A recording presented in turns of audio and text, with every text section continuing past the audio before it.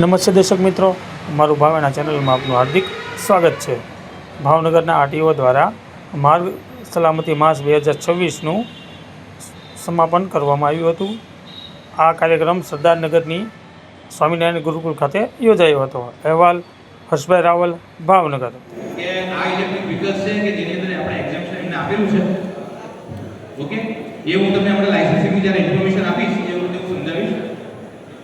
બાકી દરેક જે વ્યક્તિ ચાર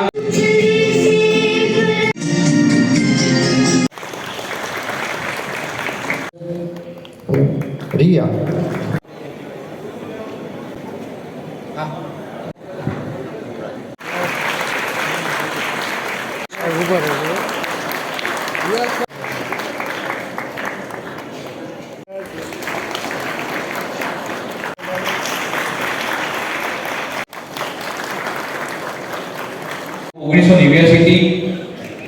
પહેલા માર્ગ સલામતી વીકની ઉજવણી કરવામાં આવતી હતી.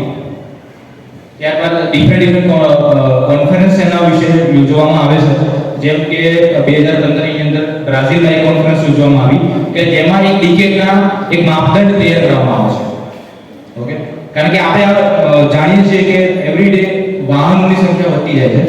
જો વાહનોની સંખ્યા એટલી વધતી જાય છે, સામે જવાબદારી પણ આપણી એટલી સામે વધતી જાય છે.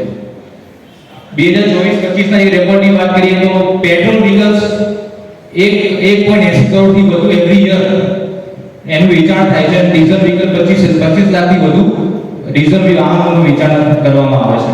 અને હાલ ઇલેક્ટ્રિક વ્હીકલ્સનો બી ઘણી જગ્યાએ ટ્રેન્ડ ચાલી રહ્યો છે. એની પર વાહનોની સંખ્યા સાથે વધી રહી છે.